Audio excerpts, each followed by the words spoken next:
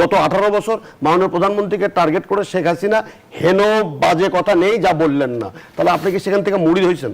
তার কাছ থেকে শিষ্যত্ব গ্রহণ করেছেন, যে শিষ্যত্ব গ্রহণ করে যেটা আওয়ামী লীগ করতো সেই দায়িত্বটা নাসিরউদ্দিন পাটোয়ারি নিয়েছে এবং নিয়ে সেই কাজগুলো করছে। জুলাইয়ের একটা বিশাল অংশ হারিয়ে গেছে, কিন্তু আর একটা অংশ রয়ে গেছে যে অংশটায় আমরা বেয়াদবতন্ত্র দেখতে পাচ্ছি। এটা কেন? এমন কথাবার্তা যদি বলে সেটা পার্সোনালি অ্যাটাক করে, যেটা শালীনতার ঊর্ধ্বে, যেটা রাজনৈতিক শালীনতার মধ্যেও পড়ে না আর কি, এই বক্তব্যগুলো যদি দেয় তাহলে তো দলের কর্মীরা ক্ষেপে উঠবে, এটাও কিন্তু স্বাভাবিক। যে বক্তব্য প্রয়োগ করলে সামাজিক শৃঙ্খলা, এটা আইনের মানুষ আরো ভালো বলতে পারবেন, যে উস্কানিমূলক বক্তব্য দিয়ে যদি আপনি সামাজিক শৃঙ্খলাকে নষ্ট করেন বা আইন শৃঙ্খলা পরিস্থিতির অবনতি করার জন্য নষ্ট, দুইজন লয়ার, এটা কিন্তু অপরাধ, আপনি উস্কানি দিতে পারেন না। ব্যারিস্টার মাহফুজুর রহমান মিলন, আপনাকে দিয়ে আলোচনাটা শুরু করি। আমরা যে রাজনৈতিক সংঘাতের কথা বলছিলাম, রাজনৈতিক বক্তব্যের জবাব কি রাজপথে হামলা হতে পারে? না, এখানে যে ঘটনাটা ঘটেছে আর কি, কিছু মানে আপনার এই 28শে জুলাই আর কি, মানে গতকালকে হবিগঞ্জের যে ঘটনাটা বলছেন আর কি, যে ফেরার পথে সার্জিজ আলম ও নাসিরউদ্দিন পাটোয়ারি এবং ওনার গাড়িবহরে যে আক্রমণ করা হয়েছে, ছাত্রদল যুবদলে অ্যালিগেশন দেয়া হচ্ছে তারা এটা করেছে আর কি। তো আসলে এই বক্তব্যের জবাবে আসলে এভাবে অতর্কিত হামলা, কারো গায়ে হামলা, মারামারি করা, ভাঙাচুর করা, এটা আসলে কখনো কাম্য না, নাম্বার ওয়ান, এটা উচিত না। কিন্তু এমন কিছু বক্তব্য যদি দেয় যেটাতে আসলে একটা দলের, পলিটিক্যাল দলের নেতাকর্মীরা নিজেকে সংযত রাখতেও পারছে না, এবং এই ধরনের মানে এই ধরনের যে বক্তব্য, এগুলা কিন্তু এর আগেও দিয়েছে, এই বিশেষ করে নাসিরউদ্দিন পাটোয়ারির মুখ থেকে কিন্তু বিভিন্ন ধরনের বক্তব্য আসছে আর কি, এবং এই বক্তব্যের পরে কিন্তু এই ধরনের ঘটনা আগেও ঘটেছে। আপনি জানেন যে ঝিনাইদহে 22শে মেতে একটা ঘটনা ঘটেছিল এবং তাকে ডিম নিক্ষেপ করা হয়েছে। তো আমি পলিটিক্যাল, দেখেন এখানে পলিটিক্যাল বক্তব্য থাকবেই, কিছু নেগেটিভ থাকবে, নেগেটিভ কথাবার্তা হবে গভর্নমেন্টকে নিয়ে, এটাই স্বাভাবিক, তারা নেগেটিভ কথাবার্তা বলবে, তারা বিরোধী দল, কিন্তু এই কথাবার্তাগুলোর মধ্যে তো একটা শালীনতা থাকতে হবে। এমন কথাবার্তা যদি বলে সেটা পার্সোনালি অ্যাটাক করে, যেটা শালীনতার ঊর্ধ্বে, যেটা রাজনৈতিক শালীনতার মধ্যেও পড়ে না আর কি, এই বক্তব্যগুলো যদি দেয় তাহলে তো দলের কর্মীরা ক্ষেপে উঠবে, এটাও কিন্তু স্বাভাবিক। কি দলের কর্মীরা দলের নিয়ন্ত্রণের বাইরে?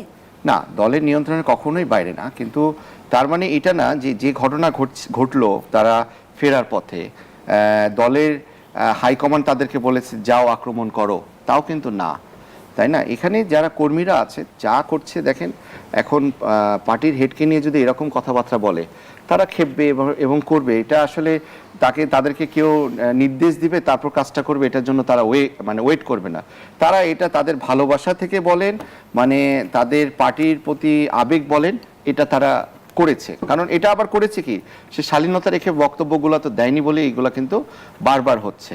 তবে যে এটা বলবো যে দুই পক্ষ থেকে এটা কাম্য না, শালীনতাহীনভাবে কথা বলা, উল্টাপাল্টাভাবে কথা বলা। দেখেন এই যে নাসিরউদ্দিন পাটোয়ারি এই ধরনের কথাবার্তা সে তো প্রতিনিয়ত বলেছে, ঝিনাইদহের কথা বললাম, কক্সবাজারে সালাউদ্দিন সাহেবকে নিয়ে কথা বলেছিল, আরও বিভিন্ন জেলাতে কিন্তু এই ধরনের কথাবার্তা বলেছিল।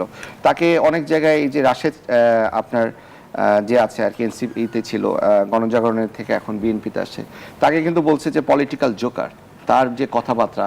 আবার আমরা নির্বাচনের ঘটনাগুলোও তো জানি যে মির্জা আব্বাস সাহেব আর উনি একই কনস্টিটিউয়েন্সি নির্বাচন করার সময় কি ধরনের কথাবার্তা, কি ধরনের অ্যাটিটিউডগুলো করেছে। কিন্তু রাজনৈতিক বক্তব্য কি কোনোভাবে শাস্তিযোগ্য অপরাধ? না, রাজনৈতিক বক্তব্য মানে এটা আসলে যদি পার্সোনালি অ্যাটাক করে কোনো কটু কথা বলে, ঠিক আছে, এটা তো আসলে রাজনৈতিক বক্তব্য হবে না, তখন এটা রাজনৈতিক বক্তব্যের বাইরে। এখানে তো আমি বলবো যে মাননীয় প্রধানমন্ত্রী আপনার তারেক রহমান সাহেব, উনি তো আসলে অনেক ধৈর্যের পরিচয় দিচ্ছে। দেখেন এটা যদি ফ্যাসিস্ট আমলে হতো, কেউ কি এরকম কথাবার্তা বলতে পারতো, তাকে সাথে সাথে গ্রেফতার করতো, 10-20টা মামলা দিয়ে দেওয়া হতো। সে কারণেই তো ওই আমলকে আমরা ফ্যাসিস্ট আমল বলি। এক্স্যাক্টলি। সো এই আমলটা ফ্যাসিস্ট না দেখেই উনি এভাবে কথাবার্তা বললেও তার বিরুদ্ধে কিন্তু গভর্নমেন্ট থেকে কোনো ধরনের অ্যাকশন বা গভর্নমেন্ট থেকে কোনো ধরনের স্টেপ নেওয়া হচ্ছে না তার বিরুদ্ধে। যা করছে কর্মীরা আবেগ দিয়ে করছে, কর্মীরা আবেগ দিয়ে ভাঙাভাঙি করছে, এটাও কাম্য না। কিন্তু কর্মীদের আবেগকে আসলে হামলার ঘটনায় জাস্টিফাই করা যায় কি? না, অবশ্যই না, আমি এটাকে জাস্টিফাই করছি না। আমি বলছি কর্মীরা আবেগ দিয়ে করছে, এটা কোনো দল থেকে তাদেরকে নির্দেশ দেওয়া হচ্ছে না যাও তোমরা হামলা করো।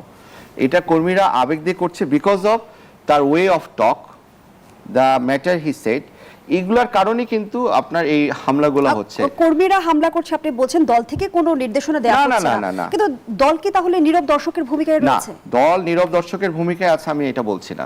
দেখেন, প্রতিটা যখন কার্যকলাপ হচ্ছে যেটা দলের পরিপন্থী এমন কোনো কার্যকলাপ হচ্ছে, দল থেকে কিন্তু তাদেরকে আপনার শোকজ করা হচ্ছে, দল থেকে তাদেরকে কিন্তু সতর্ক করা হচ্ছে। এবং আপনি দেখেন এখানে তারা তো আরো রায়ট হয়ে যেতে পারতো, অনেক অঘটন ঘটাতে পারতো। দলের কোনো নির্দেশনা নাই দেখে তারা কিন্তু ওই পর্যায়ে যেতে পারছে না। যা কিছু করেছে আবেগ থেকে করেছে, বাট আমি এটা বলছি আবেগ থেকে এটা করা কাম্য না। আবার সুযোগ থাকলে পরিস্থিতি আরো বিগড়ে যেতে পারতো, হয়তো বিগড়ে যেতে পারতো, হয়তো আরো অনেক খারাপ হতে পারতো। কিন্তু দল তো এটা চায় না, গভর্নমেন্ট এটা চায় না, ফ্যাসিস্ট আচরণ করতে চায় না। ওনারা ওনাদের মতো পলিটিক্যাল বক্তব্য দিবে, এটাই স্বাভাবিক। কিন্তু মানে নাসিরউদ্দিন পাটোয়ারি যে ওয়েতে টক করে, যে ওয়েতে কথাবার্তা বলে, এটা আসলে হচ্ছে শালীনতা বহির্ভূত। এই কারণে এই ঘটনাগুলো ঘটছে। ধন্যবাদ জানাচ্ছি আপনাকে। অধ্যাপক ডক্টর হাসানাত আলী, রাজনৈতিক কর্মসূচিতে কিংবা একজন নাগরিকের নিরাপত্তা নিশ্চিত করার দায়িত্ব তো নিশ্চয়ই রাষ্ট্রের।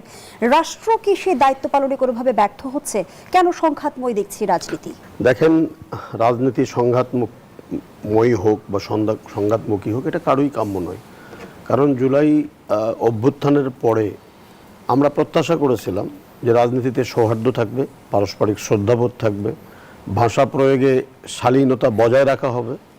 কিন্তু দুঃখজনক হলেও সত্য, যারা তরুণ প্রজন্মের রাজনীতিবিদ বা তরুণ ছাত্র নেতারা, তাদের শব্দচয়ন, বিশেষ করে প্রাচ্যের অক্সফোর্ড ঢাকা বিশ্ববিদ্যালয়, আমার পাটোয়ারি ভাই ঢাকা বিশ্ববিদ্যালয়ের ছাত্র, উনি শিক্ষকতা করেন। আমরা 24-এর পরে আমরা শিক্ষক, দীর্ঘ 30 বছর শিক্ষকতা করি। আমরা প্রত্যাশাই করিনি যে আমার ছাত্র বন্ধুরা রাতের অন্ধকারে, তখনকার আজকের প্রধানমন্ত্রী যখন লন্ডনে ছিলেন, তাকে নিয়ে কুরুচিপূর্ণ কথা বলতে এতটুকু দ্বিধাবোধ করলেন না। আমি শব্দ প্রয়োগের বিপক্ষে হামলা করা, মামলা করা, এগুলা বা ট্রাক আটকে রাস্তা বন্ধ করা, কোনোটাই সমর্থন করি না। কিন্তু পাশাপাশি আমি একটা জিনিস বলি, আপনি উস্কানি দিচ্ছেন কেন? যখন একজন প্রধানমন্ত্রী সংযত, বিনয়ী, শালীন, অন্যের মতের প্রতি শ্রদ্ধাশীল, কোনো কটূক্তি কথা বলেন না। এই যে ব্যক্তির নামটি আমার বন্ধুটি বললেন, আমি নাম নিতে চাই না, কারণ তারা তো আমার সন্তান তুল্য, ছাত্র তুল্য, যে ভাষায় কথা বলেন, যে শব্দ প্রয়োগ করেন, এটি কি গ্রহণযোগ্য?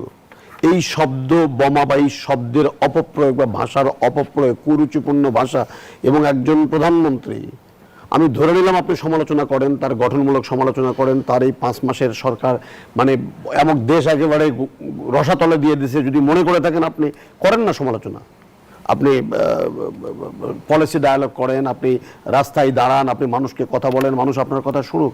কিন্তু আপনি যতটা না সমালোচনা করছেন গঠনমূলক, আপনি গ্যাস সংকট আছে সমালোচনা করেন, কোনো অসুবিধা নাই। বন্যায় আপনি যদি মনে করে থাকেন যে বন্যায় সাহায্য দেওয়া হয়নি, সমালোচনা করেন, অসুবিধা নেই। দ্রব্যমূল্য না সমালোচনা করেন, কোনো অসুবিধা নেই। আপনি তারেক রহমানকে আক্রমণ করছেন কেন? আপনি মির্জা আব্বাসকে আক্রমণ করছেন কেন? আপনি জাইমা রহমানকে ব্যক্তিগত আক্রমণ করছেন কেন? কেন? তারা কি বলেন? আপনি পলিসি নিয়ে আপনার সমালোচনা করবেন, আপনি একজন ব্যক্তিকে হুমকি দিচ্ছেন যে আপনার কিন্তু এবার পালানোর জায়গা নেই, লন্ডনে যেতে পারবেন না, কেন? তো আপনি কোথায় যাবেন? যদি বিএনপি যদি বলে, এত বড় একটা বৃহৎ দল যারা 200+ মেজরিটি নিয়ে সংসদে আসছে, আপনি কোথায় যাবেন? তারা যদি বলে, আপনি তাদেরকে বলছেন যে কোমরের হাড়গুলো একটু দেখেন এখনো ব্যথা আছে কিনা, বা আপনি সোজা হয়ে দাঁড়াতে পারবেন কিনা। এই যে উস্কানিমূলক বক্তব্য, এটা কি রাজনীতি বলবেন আপনি এটাকে? আপনি যদি রাজনীতি বলেন, আমার কিচ্ছু করার নেই। আমি এই রাজনীতি চাই না তো, আমি সেই রাজনীতি চাই যেটি এই গত 5 মাসে মাননীয় প্রধানমন্ত্রী দেখিয়েছেন অন্য দলের প্রতি, অন্য দলের রাজনৈতিক নেতাদের প্রতি। এবং এখন পর্যন্ত এই যে যত শব্দ বোমা বা যত শব্দের অপপ্রয়োগ নাসিরউদ্দিন করেছেন বা সাজিদরা করেছেন, তার জবাবে একটি টু শব্দটি না করার যে সংস্কৃতি রাষ্ট্রের নেতা হিসেবে উনি দেখিয়েছেন, কিন্তু ডক্টর হাসানাত আলী, আমার প্রশ্নটি ভিন্ন জায়গায়, যে কুরুচিপূর্ণ বক্তব্য কিংবা উস্কানিমূলক বক্তব্য যেমন সমর্থনযোগ্য নয়, তেমন বল প্রয়োগ কিংবা হামলাকে সমর্থনযোগ্য বা হামলাকে বৈধতা দেওয়ার কোনো আমি একবারও আপনাকে বলিনি যে এটা সংশোধন। আমি কিন্তু প্রথমে বলেছি এই ধরনের 24 তারিখের 4 তারিখের পরে, জুলাইয়ের বিপ্লবের পরে, 24-এর পরে কোনো মানুষ চায় না যে এই ধরনের রাজনীতি বাংলাদেশে চলুক। আমরা তো আরেকটা ওবায়দুল কাদেরকে চাই না, আমরা আরেকটা তো তোফায়েল আহমেদকে চাই না, আমরা আরেকটা তো শাহ মোয়াজ্জেম হোসেনকে চাই না। আমরা তো চাই মির্জা ফখরুল সাহেবের মতো রাজনীতিবিদ, আমরা তো চাই যে ওই যে সুরঞ্জিত সেনগুপ্তের মতো রাজনীতিবিদ, আমরা তো চাই এই যে আমার পাটোয়ারি ভাইয়ের মতো একাডেমিক ডিবেট করা রাজনীতিবিদ, যারা তথ্য যুক্তি দিয়ে সমালোচনা তারা করবে। আমরা তো ওই রাজনীতিবিদ চাই না। তাহলে কেন পাটোয়ারি, এই যে নাসিরউদ্দিন পাটোয়ারি, তিনি বক্তব্য দেওয়া শুরু করলেই মাননীয় প্রধানমন্ত্রীকে উস্কানি দেবেন, জনগণকে উস্কানি দেবেন? এই উস্কানি তো অপরাধ। যে বক্তব্য প্রয়োগ করলে সামাজিক শৃঙ্খলা, এটা আইনের মানুষ উনি আরো ভালো বলতে পারবেন, যে উস্কানিমূলক বক্তব্য দিয়ে যদি আপনি সামাজিক শৃঙ্খলাকে নষ্ট করেন বা আইন শৃঙ্খলা পরিস্থিতির অবনতি করার জন্য নষ্ট, দুইজন লয়ার, এটা কিন্তু অপরাধ। আপনি উস্কানি দিতে পারেন না, বা আইন শৃঙ্খলার অবনতি হয় এই ধরনের কোনো শব্দ আপনি প্রয়োগ করতে পারেন না। কিন্তু যারা উস্কানিতে পা দিয়ে সংঘাতে জড়াচ্ছে তাদের দায় কতটুকু? তাদের দায়, অবশ্যই তাদের দায়। আমি বলছি তাদের দায় নাই, কথাটা আপনাকে কে বলছে? কিন্তু আপনি ওই দায়কে ধরার আগে যে ঘটনার জন্য সেই কাজটি ঘটলো, আপনি ধরেন যে একটা শর্ট সার্কিট হয়েছে, আগুন লাগছে, তাহলে আপনি কারণটা কি? কারণটা হলো শর্ট সার্কিট। তাহলে ওই শর্ট সার্কিটকে ভালো করতে হবে যেন ভবিষ্যতে আগুনটা না লাগে। আমি তো মনে করি হবিগঞ্জ এবং এই যে কুষ্টিয়া, তারপরে আজকে সুনামগঞ্জ যে ঘটনাটি ঘটলো, এই ঘটনার মধ্য দিয়ে যেহেতু কারণটা, যেহেতু অনুঘটক, যেহেতু এই ধরনের কুরুচিপূর্ণ শব্দ প্রয়োগ, অসম্মানজনক শব্দ প্রয়োগ, অগ্রহণযোগ্য শব্দ প্রয়োগ, আপনি সমালোচনা করেন না কেন? কেউ তো বাধা দিচ্ছে না, আপনি যত পারেন সমালোচনা করেন, কিন্তু সেই সমালোচনার ভাষাটা কেন উস্কানিমূলক হচ্ছে, কেন অন্যকে আঘাত লাগছে, কেন মানুষ উত্তেজিত হচ্ছে? অতএব সেটিও কিন্তু আপনাকে জুই খুঁজে দেখতে হবে। আমি এই হামলাকে সমর্থন করি না, আমি ঘৃণা করি, আমি এটা চাই না। কিন্তু যে ঘটনার কারণে এই ধরনের উত্তেজনাগুলো তৈরি হচ্ছে, রাস্তায় ব্যারিকেড দেওয়া হচ্ছে, বা আমার ছেলে মেয়েদেরকে নিয়ে আমি যখন এই সমস্ত বক্তব্যগুলো যখন এই ফেসবুকের রিলে দেখি, আমার সন্তান যখন বিরক্ত হয়, আমার কন্যাটি যখন বিরক্ত হয় যে এটি কি ধরনের রাজনীতি, সেটাও তো সমর্থনযোগ্য নয়, এবং সেটিও বন্ধ হওয়া উচিত। সেটিও বন্ধ হচ্ছে। আমার কথা, আমার আচরণ, আমার কর্মকাণ্ড যদি পাশের বাসার মানুষকে যদি বিরক্তি করে, ওই যে মানে সোশ্যাল নুইসেন্স যেটাকে বলে আইনের ভাষায়, সেই সোশ্যাল নুইসেন্সগুলো কিন্তু বন্ধ করা উচিত। তার মানে সীমা নির্ধারণ করার কথা বলছেন কি? আমি সীমা নির্ধারণের কথা বলছি না। যে সমস্ত শব্দ মানুষকে কষ্ট দেয় এবং সামাজিক শৃঙ্খলাকে নষ্ট করে, সেগুলা যদি উপর্যুপরি ঘটতে থাকে, তাহলে আমার মনে হয় যে আমরা যে আহ্বান জানাবো যে তারা দয়া করে যেন এই ধরনের উস্কানিমূলক কথাবার্তা না বলেন, সরকারের গঠনমূলক সমালোচনা করেন এবং প্রয়োজনে আরও বেশি তীর্যক সমালোচনা করেন, কিন্তু সেই সমালোচনার ভাষা যেন হুমকি, ধামকি, পালানো, এটা ওটা করে তার যে সাপোর্টার, অন্যদের যে সমর্থক আছে, তারা যেন মনে কষ্ট না পান, সেটাও দেখার দায়িত্ব কিন্তু একজন গঠনমূলক রাজনীতিবিদ হিসেবে। নাসিররা এই প্রজন্মের নেতা, তারা কেন বড়দেরকে শ্রদ্ধা করবে না? যখন একজন বড় প্রধানমন্ত্রী তাদেরকে স্নেহ করছেন, আদর করছেন, ডেকে নিচ্ছেন কাছে, কয়েকদিন আগেও দেখলাম হাসনাতকে ডেকে নিলেন কাছে, কথা বললেন, সংসদে টিপ্পনি করলেন এই ফ্যামিলি কার্ড না কি কার্ড নিয়ে, তাহলে সেই পরিবেশটাকে নষ্ট করার জন্য তারা কেন সেই ব্যক্তিকে টার্গেট করে আপনি কুরুচিপূর্ণ কথা বলছেন? তাহলে গত 18 বছর মাননীয় প্রধানমন্ত্রীকে টার্গেট করে শেখ হাসিনা হেন বাজে কথা নেই যা বললেন না, তাহলে আপনি কি সেখান থেকে মুড়ি হয়েছেন? তার কাছ থেকে শিষ্যত্ব গ্রহণ করেছেন, যে শিষ্যত্ব গ্রহণ করে যেটা আওয়ামী লীগ করতো সেই দায়িত্বটা নাসিরউদ্দিন পাটোয়ারি নিয়েছে এবং নিয়ে সেই কাজগুলো করছে। তো এটি তো তার মুখের লাগামটাও তার টানা উচিত। আর যারা হামলা করেছে, আমি মনে করি যে প্রয়োজন বোধে নাসিরউদ্দিন এই পাটোয়ারির অগ্রহণযোগ্য বক্তব্য, যারা সামাজিক বিশৃঙ্খলা তৈরি করে, এই ধরনের বক্তব্যকে নিয়ন্ত্রণ করার জন্য পাটোয়ারি ভাইরা যদি কোনো আইন তৈরি করার যদি প্রয়োজন বোধ করেন, সেটিও করা উচিত। কারণ আমরা এই 24-এর পরে 1400 সন্তানের রক্তের পরে আমরা এই ধরনের কুরুচিপূর্ণ শব্দ ধন্যবাদ জানাচ্ছি ব্যারিস্টার শামীম হায়দার পাটোয়ারি। এই মুহূর্তে নাসিরউদ্দিন পাটোয়ারির লাগাম টানা বেশি জরুরি নাকি রাজনৈতিক সহিংসতা বন্ধে পদক্ষেপ নেওয়া বেশি জরুরি? আমি মনে করি এই যে ছাত্ররা, তারা জুলাইতে ফ্রন্টে ছিল অনেকেই, একাংশ। জুলাইতে আরও অনেক ভালো ভালো ছাত্র ছিল, Umama Fatema one of them, তাকে দেখি না, আরও কয়েকজন আছে, আমি নাম বলে গেছি। আমরা তাদের চকশো করতাম, ঝগড়াও করতাম, সম্মানও করতাম। জুলাইয়ের একটা বিশাল অংশ হারিয়ে গেছে, কিন্তু আর একটা অংশ রয়ে গেছে, যে অংশটায় আমরা বেয়াদবতন্ত্র দেখতে পাচ্ছি। এটা কেন? জুলাইয়ের পরে এরা কিন্তু ক্ষমতায় ছিল, যারা এখন এনসিপির নেতৃবৃন্দ আছে, এরা মন্ত্রী ছিল, এরা মন্ত্রণালয় চালিয়েছে, ডক্টর ইউনূস স্যারকে সামনে রেখে এরা যা ইচ্ছে তাই করেছে, আমাদের চোখের সামনে সচিব বানিয়েছে। ঢাকা ভার্সিটির ছাত্র, পাশ করা ছাত্র, কোনো বিসিএস ক্যাডারে পরীক্ষা দিয়ে চান্স পেত না, সে সচিব বানিয়েছে, সে এসপি বানিয়েছে, ডিসি বানিয়েছে, ছক করেছে, এবং তাদের ধারণা ছিল তারা একটা লম্বা সময় এই ছকে ক্ষমতায় থাকবে। এটা কিন্তু এক ধরনের স্বৈরতান্ত্রিক মনোভাব, এটা ফ্যাসিস্ট মনোভাব, যে ভোট টোট ছাড়া আমরা এভাবেই থাকবো। ডক্টর ইউনূস স্যারও প্রথম দিকে সেভাবে ছিলেন, নামাজ পড়তে গিয়ে 10 বছর মিছিলটা অর্গানিক না, আর্টিফিশিয়াল। এই সমস্ত কিছুতে গুড়ে বালি দিয়ে দিয়েছে জনাব তারেক জিয়ার দেশে ফিরে আসা, যেটা নিয়ে আমরা সবাই কনফিউজ ছিলাম, আসবে কি আসবে না, আসবে কি আসবে। যখনই উনি আসলেন তখনই ছকটা হয়ে গেল গণতান্ত্রিক। এর আগ পর্যন্ত, আগের দিন পর্যন্ত ছিল হয়তো ইলেকশন হবে না, আরও 10 বছর থাকবে, 5 বছর থাকবে, ইসলামিক একটা গভর্নমেন্ট হতে পারে, বিপ্লবী গভর্নমেন্ট হতে পারে, রেবেল গভর্নমেন্ট হতে পারে, অনেক কিছু হতে পারে। উনি আসার সাথে সাথেই সমস্ত তত্ত্ব থিওরি কিন্তু নিমেষের মধ্যে উড়ে গেল, এবং জাতীয় পার্টি ভোটে আসার সিদ্ধান্ত নিল তারেক জিয়া আসার কারণে। কারণ উনি আসছেন মানে একটা ডেমোক্রেটিক ফোর্স আসছে, উনি আসছে মানে একটা পার্টি ডেমোক্রেসির দিকে যাবে দেশ, মোরাললেস। আমরা খুব উঁচুমানের ভোট কখনোই আশা করতে পারি না। এখন ওনার অসাধারণ গুণ হচ্ছে এত নির্যাতিত হওয়ার পরে উনি এখন পর্যন্ত ইভেন আওয়ামী লীগের কোনো নেতাকে নিয়ে উনি বাজে কটূক্তি করেননি, নাসিরুদ্দিন পাটোয়ারি নিয়েও কিছু বলেনি, শব্দটাই উচ্চারণ করেনি। কিন্তু ওনাকে পার্সোনালি টার্গেট করে কেন গালি দেওয়া হচ্ছে এটা নিয়ে আমি চিন্তা করেছি, আমার ব্যক্তিগত অভিমত। একটা হচ্ছে বলা হলো কি যেন, আজকেও দেখলাম যার বাপের দেশ লন্ডন সে চলে যাক লন্ডন, এটা মিছিল হচ্ছে। এখন তারেক জিয়া সাহেব তো জিয়াউর রহমানের সন্তান, জিয়াউর রহমান সেক্টর কমান্ডার, স্বাধীনতার ঘোষণা দিয়েছেন, রাষ্ট্রপতি ছিলেন, বাংলাদেশের মধ্যে finest decorative army officer, army general ছিলেন। কথা হচ্ছে বক্তব্যের মধ্যে আপনি এক ধরনের উস্কানি দেখতে পাচ্ছেন। আমি শেষ করে দিচ্ছি। এবং আরো কি বক্তব্য 1 2 3 4 3 এগুলো করা হচ্ছে কেন? তারেক জিয়াকে বিভ্রান্ত করে একটা অ্যাগ্রেসিভ মোডে নিয়ে যাওয়ার চেষ্টা করা হচ্ছে যাতে উনি ভুল করেন। তো উনি অবশ্য ভুল করছেন না। যে সংঘাতটা হয়েছে এটা দুঃখজনক কয়েকটা কারণে। এই 2 বছর আগেই তো এই ছেলেরা আন্দোলন করলো, মিছিল করলো, মিটিং করলো, পুলিশের সামনে সাহস দেখালো। আমরা তো ওদেরকে ভালোবাসি, ওদের কাছে দেশপ্রেম আশা করি, শিষ্টাচার আশা করি, কিন্তু আসলে এত উগ্র কথাবার্তার পরে টলারেন্স লেভেল যে কারোই ভেঙে যেতে পারে, সেটা সরকারি দলের বিরুদ্ধে বলছেন আপনি। দ্বিতীয় হচ্ছে এই কথাগুলো প্রত্যেকটাই আমাদের ব্যারিস্টার মিলনও বলতে পারবেন, প্রত্যেকটা কথার বিরুদ্ধেই মামলা করা সম্ভব। মামলা যে হয়নি এটাও এক ধরনের সরকারের টলারেন্স, সরকার অ্যালাউ করছে, চেষ্টা করছে অ্যাকোমোডেট করতে। আমি মনে করি এনসিপির ক্ষমা চাওয়া উচিত খারাপ কথা বলার জন্য, এবং বিএনপির রেস্ট্রিন হওয়া উচিত। আমরা তো এই সংঘাত চাই না, সংঘাত তো ছিল, একটা একদলীয় সরকার ছিল, সার্বক্ষণিক সংঘাতের ভয় ছিল, এক পেশের সংসদ ছিল, অস্বীকার করবো না। তো সেটার সাথে এখন যদি আবার এই রাজপথে সংঘাত শুরু হয় তাহলে দেশটা আগাবে না, ইকোনমি ক্ষতিগ্রস্ত হবে, সরকারও কিন্তু তার কাঙ্ক্ষিত জাস্টিস ডেলিভারি দিতে, ন্যায় বিচার ডেলিভারি দিতে, ইকোনমিক আউটকাম দিতে পারবে না, কারণ অর্থনীতি মুখ থুবড়ে পড়বে। তো সেটার ক্ষেত্রে অবশ্যই আমি মনে করি এটা ভারসাম্য না থাকাটা একটা বড় কারণ। মাঠে রাজনীতির ভারসাম্য নাই, সংসদে রাজনীতির ভারসাম্য নাই। এটা এখন আমার দুই আলোচক রাজি হবেন না।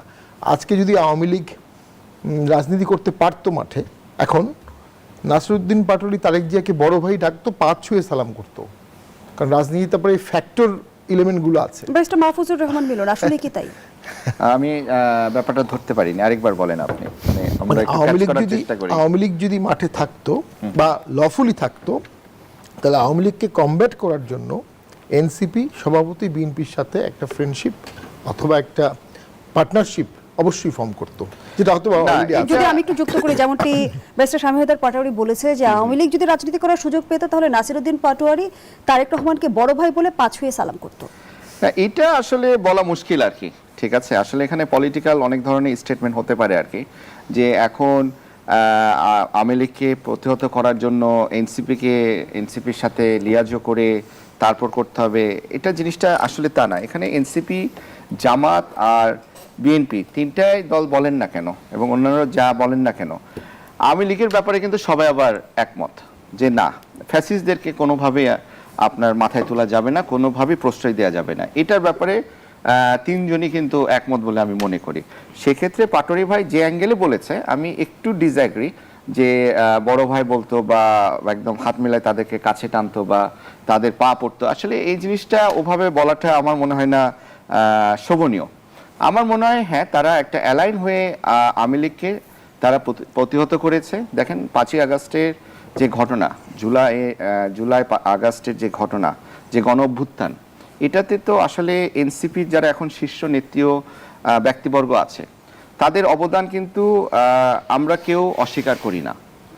আবার জামাতের অবদানও অস্বীকার করা হচ্ছে না, বিএনপির অবদানও অস্বীকার করা হচ্ছে না। এটা সবাই মিলে কিন্তু করা হয়েছে, ছাত্র জনতা সবাই মিলে কিন্তু এটা করেছে, কারো একার না ব্যাপারটা। অধ্যাপক ডক্টর হাসনাত আলী এই বিষয়ে যদি 2-4 লাইন যুক্ত করেন। না, এটি হলো যে বিএনপি কিন্তু, পাটোয়ারি ভাই যেদিকে ইঙ্গিত করছেন, বিএনপি কিন্তু কখনোই প্রকাশ্যে সরাসরি প্রশাসনিক ওয়ার্ডার ইস্যু করে আওয়ামী লীগের রাজনীতি নিষিদ্ধ করতে চায়নি।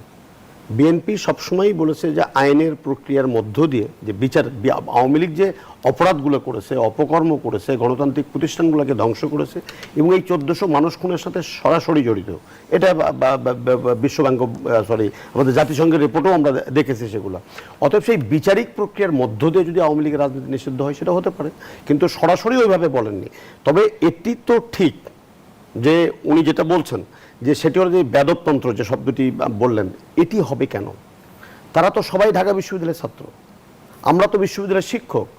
আমাদের সন্তানরা যখন এই ধরনের স্লোগান দেয় তখন আমার মাঝে মাঝে তখন মনে হয় যে এই সমস্ত সংগঠনের আবার কিন্তু অঘোষিত পৃষ্ঠপোষক 11 দলীয় জোট বা এই যে একটা জোট হয়েছে তার মধ্যে এক দল বের হয়ে গেছে, তাদের মঞ্চে দাঁড়িয়ে সেই সমস্ত নেতাদের উপস্থিতিতে যখন তারেক রহমানকে নিয়ে বা জিয়াউর রহমানকে নিয়ে বা তার সন্তানদেরকে নিয়ে কুরুচিপূর্ণ ভাষায় তির্যকভাবে উস্কানি দেওয়া হয়, বক্তব্য দেওয়া হয়, তখন আমার মাঝে মাঝে মনে হয় যে এই তারেক রহমানকে তো 18 বছর নেতা মেনেছিলেন, এই তারেক রহমান বেগম খালেদা জিয়াউর রহমানকে নেতা মেনে তো জাতীয় পতাকা উড়িয়ে মন্ত্রিত্ব গ্রহণ করেছিলেন, এই তারেক রহমানকে বেগম খালেদা জিয়াকে নেতা নেত্রী মেনে তো তাদের সাথে লিয়াজো করে একসাথে ছিলেন মাঠে ঘাটে সরকার। অধ্যাপক ডক্টর হাসানাত আলী, এই ঘটনা ছাড়া, এনসিপির এই হামলার ঘটনা ছাড়াও কিন্তু আমি যদি আপনার সামনে একটি পরিসংখ্যান তুলে ধরি, মানবাধিকার সংগঠন আইন ও সালিশ কেন্দ্রের সাম্প্রতিক তথ্য বলছে বিগত 22 মাসে প্রায় 950 রাজনৈতিক সহিংসতার ঘটনা ঘটেছে, যাতে প্রাণ হারিয়েছেন 213 জন।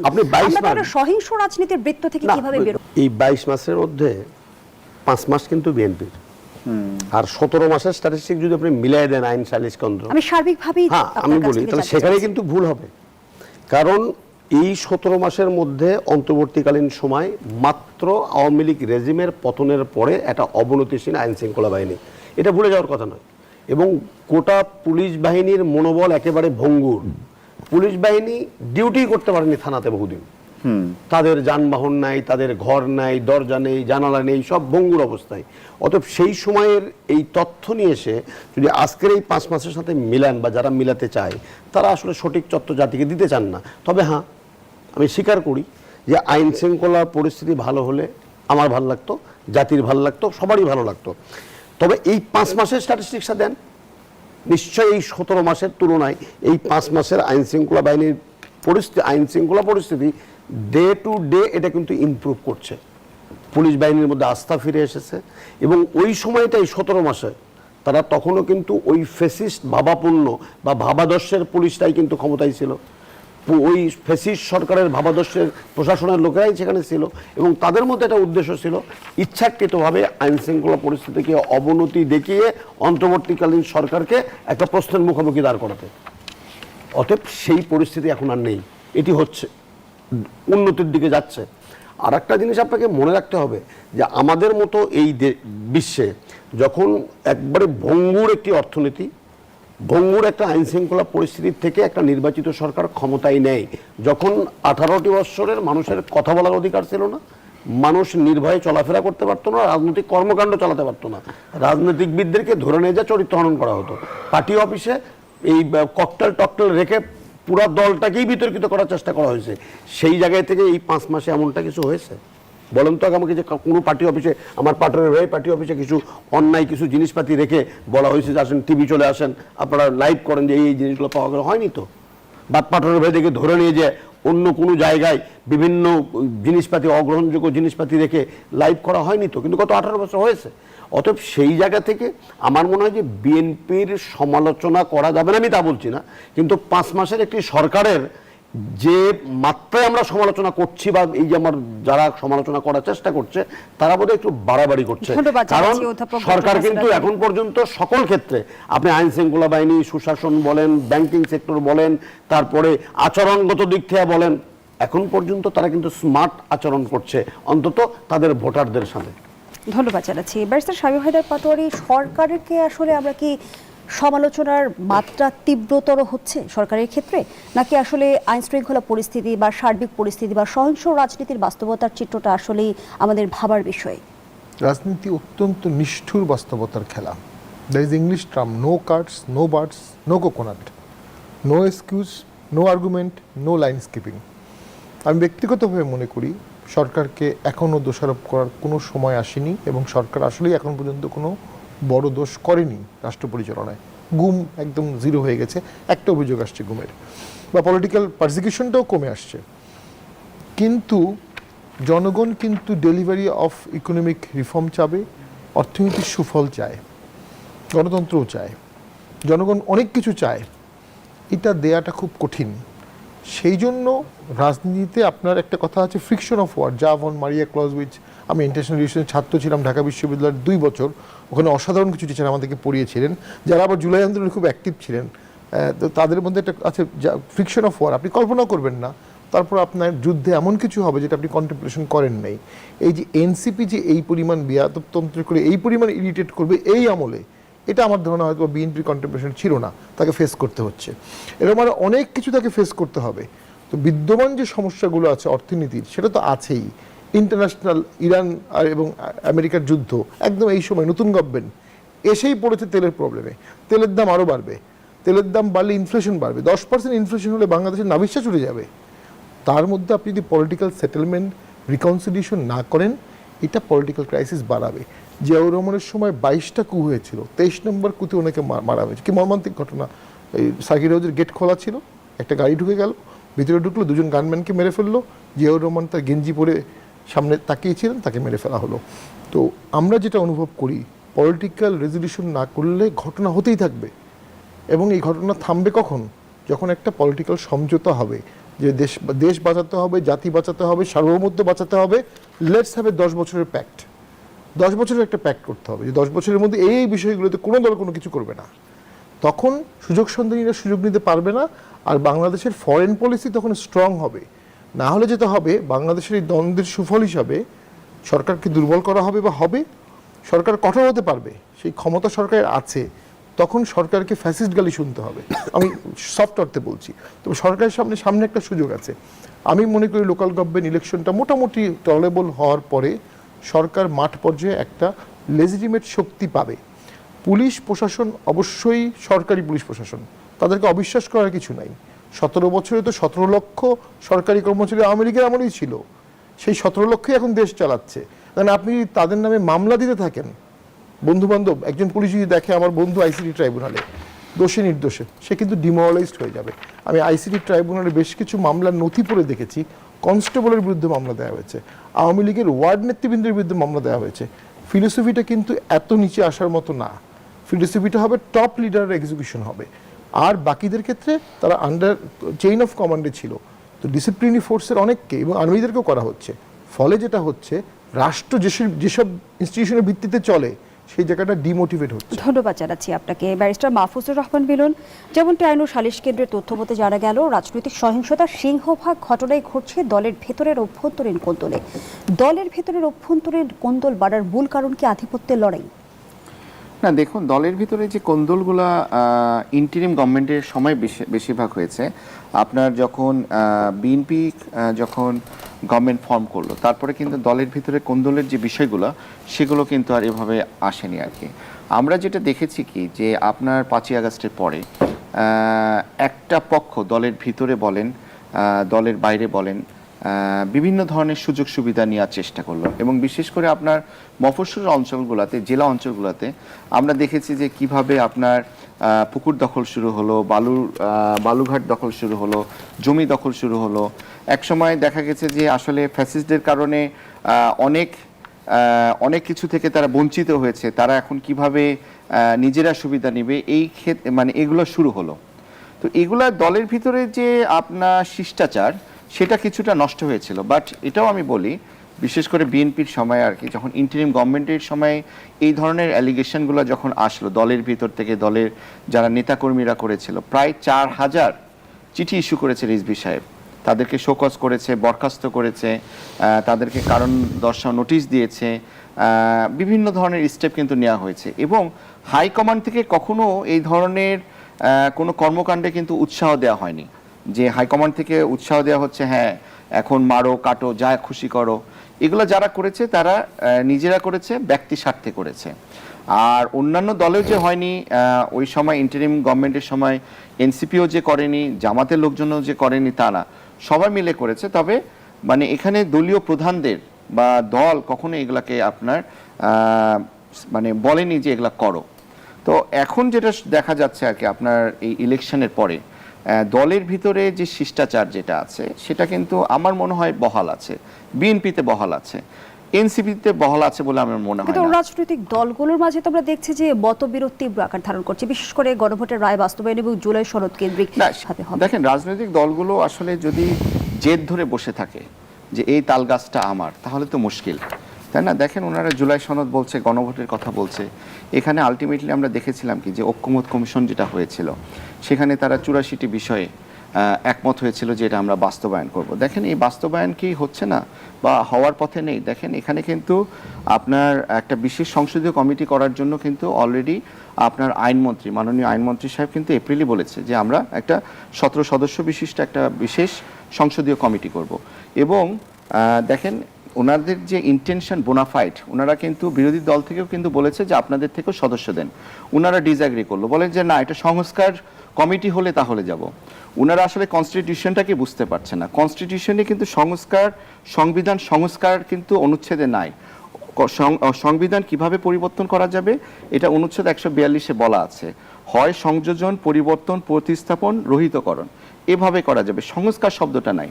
এর আগে 17টা সংশোধনী হয়েছিল, এই 18তম সংশোধনীর মাধ্যমে কিন্তু এই জুলাই সনদের সবকিছু ইনক্লুড করা সম্ভব, কিন্তু না, ওনাদের ওই শব্দটা লাগবে আর কি, সংস্কার শব্দটা লাগবে। দেখেন বিএনপি 2/3 মেজরিটি নিয়ে আসছে, ওনারা ইচ্ছা করলে কি এখন যা খুশি করতে পারে সংসদে বসে, যে আমি এই আইনটা পাশ করব, আমি এখন সংবিধান এভাবে করব, ওভাবে করব, আমার কোনো সংসদীয় কমিটি দরকার নেই, করতে পারে। কিন্তু তারা সংবিধান কিন্তু তাদেরকে সেই পাওয়ারটা তাদের আছে, কিন্তু তারা কি তা করছে? তারা তা করছে না। তারা আলোচনার মাধ্যমে আসতে যাচ্ছে যে আসো বসো আমরা একসাথে কাজ করি, কিন্তু সদিচ্ছা যদি না থাকে। তা করে কি পার পেয়ে গেছে? পঞ্চদশ সংশোধনীর রায় আমাদের কি বার্তা দেয়? কোনটা? পঞ্চদশ সংশোধনী না, দেখেন যা খুশি তা তো করছে না বিএনপি, যা খুশি তা করছে না, ফ্যাসিস্টের মতো আচরণ করছে না দেখেই কিন্তু এই তাদেরকে ইনভাইট করেছে যে আসো আমরা সংবিধানকে কিভাবে পরিবর্তন করা যায়, আসো আমরা বসি।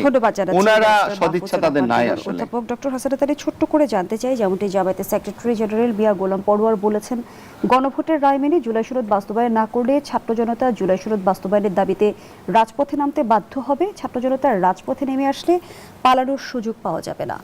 রাজনীতি কোন দিকে মোড় নিচ্ছে? আচ্ছা দেখেন, পাটোয়ারি আমাদের গোলাম পরোয়ার সাহেব উনি রাজপথে নামবেন, জনগণকে বিএনপির সাথে নেই, জনগণ জাতীয় পার্টির সাথে নেই। আসলে জনগণ না আসলে স্যান্ডউইচ হয়ে গেছে সব। সেখানে এনসিপির নেতারাও একদিন বললেন যে জনগণ মাঠে নামলে পালানোর জায়গা পাবেন না।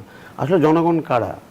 200 অধিক আসন পেয়ে যারা নির্বাচিত হলেন তাদের সাথে কি জনগণ দেশে নাই? তারা যদি বলে যে আমরা রাস্তায় যাব, এই যে অগণতান্ত্রিক কথাবার্তা বা এই অগ্রহণযোগ্য কথাবার্তা বা সব কিছুতেই একটা জেদ ধরার মতো কথাবার্তার বিপক্ষে আমরা দাঁড়াবো, তাহলে তো সংঘাতপূর্ণ হবে এবং সেটা কারোর জন্যই ভালো হবে না। আমি ছোট করে শুধু এতটুকু বলতে চাই, জামাতের এই যে নেতা দিয়েছেন বা আমার এই বিএনপির নেতা এখানে আছেন, যদি সংঘাত তৈরি হয় আর ফ্যাসিস্ট যারা আওয়ামী লীগ যদি ফিরে আসে, তো সবচেয়ে বেশি মূল্য দিতে হবে এই এনসিপিকে এবং জামাতের। এই কথাটা মনে রেখে যেন তারা হাসানাত আলী। ব্যারিস্টার শামীম হায়দার পাটোয়ারি, ট্রাইব্যুনালের সুষ্ঠু বিচার নিয়ে উদ্বেগ জানিয়েছে হিউম্যান রাইটস ওয়াচ। মানবাধিকার সংস্থাটি বলছে বাংলাদেশের আন্তর্জাতিক অপরাধ ট্রাইব্যুনাল পরিচালনায় কর্তৃপক্ষ আন্তর্জাতিক আইনি মানদণ্ড বজায় রাখতে ব্যর্থ হচ্ছে। এই অভিযোগ কি বিচার প্রক্রিয়ার বিশ্বাসযোগ্যতাকে কোনোভাবে ক্ষতিগ্রস্ত করবে? আমার লিমিটেড এক্সপিরিয়েন্স ওই কোর্টে, ওখানে 40টির মতো অভিযোগ পেন্ডিং আছে, প্রায় 8-10টির মতো ট্রায়াল চলছে দুটি কোর্টে বিশাল ভলিউমাস এক একটি মামলা, প্রায় সব মামলায় 1 নম্বর আসামি শেখ হাসিনা, সব মামলায় কমন আসামি আছে। সেখানে আমরা মনে করি কিছু ব্যত্যয় ঘটে যাচ্ছে। তার মধ্যে প্রসিকিউশন সার্ভিস যারা আছে, যেটা গভর্নমেন্টের পার্ট বেসিক্যালি, তাদের অনেক যাচাই বাছাই করা উচিত। আমরা গত 2 দিন আগে দেখলাম নায়ক, নায়িকা, শিল্পী, গায়িকা, সাংবাদিকের নামে একটা অভিযোগ করেছে রাষ্ট্র সংলাপ পরিষদ নামে একটি পরিষদ, আননোন একটি পরিষদ, এবং সেটা আমলে নিয়েছে, প্রসিকিউশন সেটা আমলে নিয়েছে। তার তো এটা সামারি রিজেক্ট করা উচিত ছিল। তো এই ধরনের ঘটনাগুলো যত হবে আইসিটি ট্রাইব্যুনাল হালকা হয়ে যাবে এবং জুলাই শহীদদের আত্মা কষ্ট পাবে। দেখা যাবে তাদের প্রকৃত জেনোসাইড, প্রকৃত ক্রাইম এগেন্স্ট হিউম্যানিটির থেকেও আলতু ফালতু মামলা বেশি পাচ্ছে ফোকাস, এবং ডাইভার্সন হয়ে যাবে। সক্ষমতারও সমস্যা আছে, প্রসিকিউশনও আছে, ট্রাইব্যুনালও আছে, বাংলাদেশের রিসার্চও সমস্যা আছে। তো আমি মনে করি প্রিন্সিপালি এই ট্রাইব্যুনাল করা হয়েছিল 71-এর জেনোসাইডের জন্য, তখন ওয়ার সিচুয়েশন ছিল। 24 সালের ঘটনা এখানে আসতেই পারে, কিন্তু আপনি 13 সালের ঘটনা আনছেন, আপনি 18 সালের ঘটনা আনছেন। বর্তমানে যারা ভোকাল যারা জুলাইয়ের সময় নিশ্চুপ ছিল তাদেরকেও আপনি আনছেন। তা জুলাইয়ের সময় নিশ্চুপ থাকা মানুষকে আপনি হত্যা মামলায় নিয়ে আসছেন ট্রাইব্যুনালে। আমি মনে করি প্রসিকিউশন সার্ভিসকে এখানে অবশ্যই ফেয়ার অ্যান্ড নিউট্রাল জাজমেন্ট করতে হবে। আপনি কনস্টেবলকে আনছেন, আপনি আওয়ামী লীগের ওয়ার্ড সদস্যকে আনছেন, আপনি পুলিশের এএসপিকে আনছেন, সে তো কমান্ড দেয় না, কমান্ড জুরিসডিকশন তো তার নাই। সেটা প্রসিকিউশনকেই নির্ধারণ করতে হবে লিডারকে, হ্যাঁ, সুপিরিয়র রেসপন্সিবিলিটি কার, কমান্ড রেসপন্সিবিলিটি কার, জয়েন্ট ক্রিমিনাল রেসপন্সিবিলিটি কার। এটা মোস্টলি পলিটিক্যাল, মন্ত্রীদের হতে পারে অথবা খুব হাই অফিসিয়াল হতে পারে, বাকিরা তো কমান্ড ফলো করেছে, তাদেরকে আপনি অন্য আইনে বিচার করতে পারবেন। কিন্তু ইন্টারন্যাশনাল ক্রাইমের নর্মসে আমরা যতগুলো দেখেছি সেখানে কিন্তু এত নিচ পর্যন্ত কোথাও গিয়েছে বলে আমার মনে হয় না। তো এর ফলে কি হচ্ছে, মামলা হচ্ছে বেশি, আসামি হচ্ছে বেশি, জাস্টিস হচ্ছে কম, রায় হচ্ছে কম। এখন পর্যন্ত একটা রায় হয়েছে। এবং এই মামলাগুলোর ক্ষেত্রে ট্রায়াল ইন অ্যাবসেন্সিয়া আন্তর্জাতিক আইনের দৃষ্টিতে আসলে কতটা আমরা যদি বলি যে গ্রহণযোগ্য? এটা ট্রায়াল ইন অ্যাবসেন্সিয়া 72 সালের আইনে ছিল না, এবং এটা শেখ হাসিনা 2011 সালে নিয়ে পরে ইনক্লুড করেছে। এখন ওনার বিরুদ্ধে ট্রায়াল ইন অ্যাবসেন্সিয়া হচ্ছে। একটা সমস্যা হচ্ছে, ইন্টারন্যাশনাল ক্রাইম ট্রাইব্যুনালে বলা আছে যে এইটার কোনো ধারার সাথে সংবিধানের মানবাধিকার সাংঘর্ষিক হলেও আইসিটি ট্রাইব্যুনাল আইন প্রিভিলেজ পাবে। এটা কিন্তু একটা এক্সেপশন।